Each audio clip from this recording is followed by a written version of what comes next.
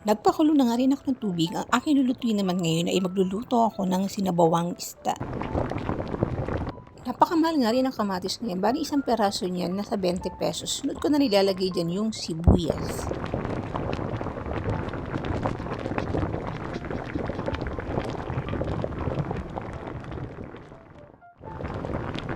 Kinuha ko na nga rin yung nabili kong maliit na tanigi na isda. Pag umuwi nga rin kami sa probinsya, isa rin to sa pinakagusto kong ulam ang sinabawang isda. Pampalasa naman aking ilalagay dyan, naglagay na rin ako ng konting asin.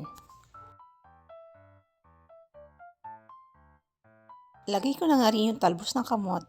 Simpleng ulam pero napaka-healthy nga rin talaga nitong pagkain ng ganitong sinabawang isda. At para lalo sumarap yung ating sinabawang isda, ang pinakahuli ko naman nga na ilalagay dyan yung kalamansi.